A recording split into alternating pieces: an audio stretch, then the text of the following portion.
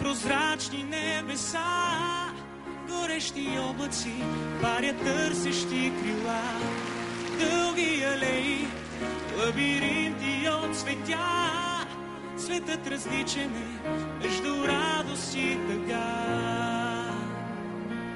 Уморени крила, небето не достига, те угасват на бяла дъга.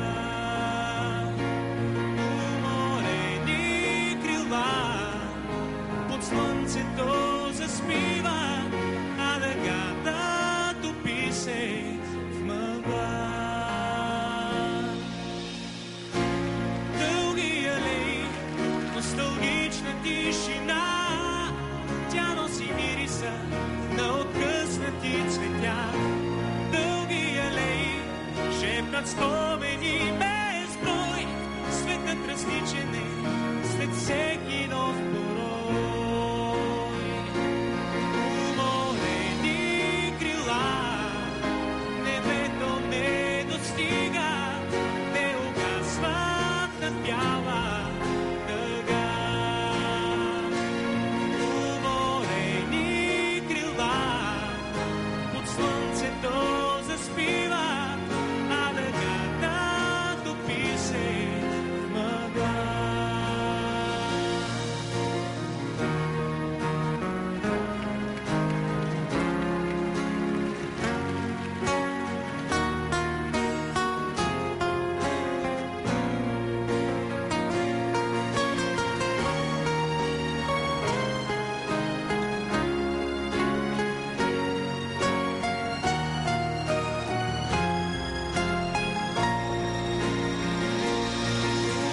Уморени крила, небето не достига, те угасват на бяла дъга.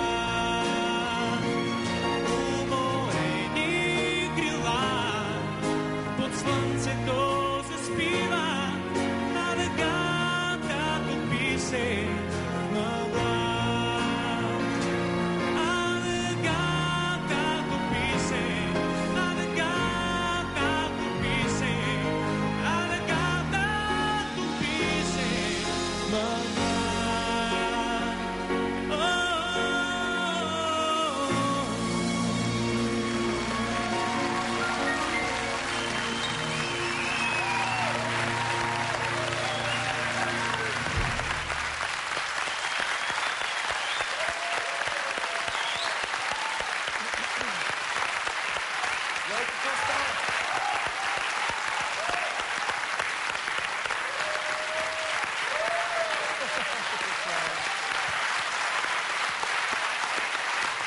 Тони! Той те имитира. Какво е това? Броеница на ръката. Колега, за първи път разбирам, това била готина песен. Бе.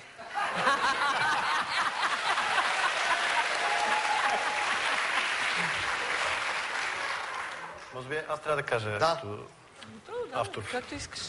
И ние ще кажем, но давай. Да. Аз като автор на музиката и текста на тази песен наистина я чувам в много по-добро изпълнение. Извинявай. Няма да прекъсвам повече. Последен път. Да. Дълги алеи и прозрачни небеса, горещи облаци, парят търсещи крила. Какъв ти е проблема на тебе, човек?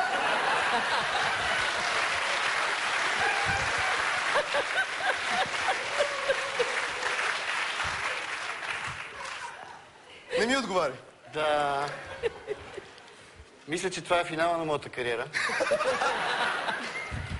Края на колебливата ми кариера, както казах хората. Аз като автор на тази песен, съжалявам, ще дойда. Стефане. За Икар ли става въпрос? Дет много фърчал и умрял. Искам да поздравя.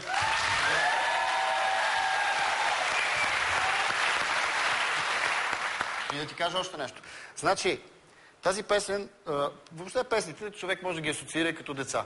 И тя порасна като че ли по някакъв начин, отдели се от мен и искам да ти кажа съвсем откровено, че ти подарявам. Тя вече не е моя. Може да пееш от концертите си, до края на живота.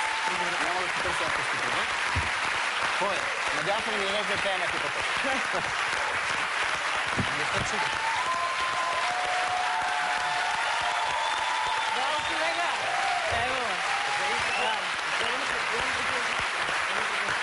пробута или?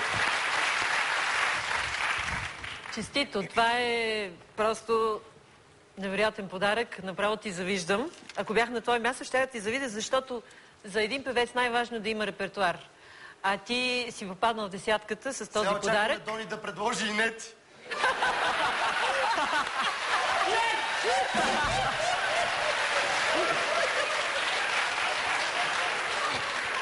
Като изключим няколкото компресийки с пътата, всичко беше просто прекрасно. И аз си преоткрих тази песен с теб. Благодаря ти.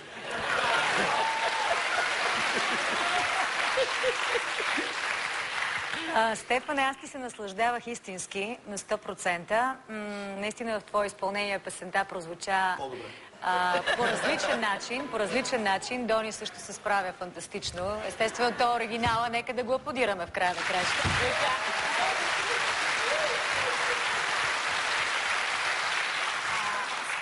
Справи се прекрасно, според мен. Единствената ми забележка е, че малко бързаше пред бенда. Може би си малко притеснен, но това е обяснимо. Иначе поздравления. Благодаря.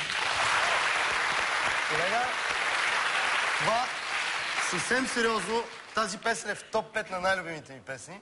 Аз съм става в топ 3.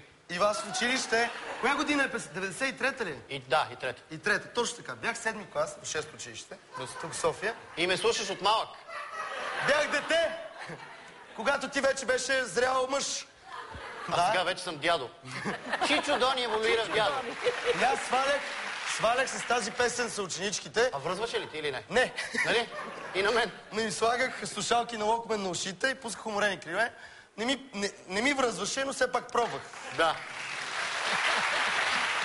Пускай изпълнението на Стефан, може да ти върже. Да, сега ще пробвам пак. Освен това, аз съм известен. Благодаря ти, Стефане.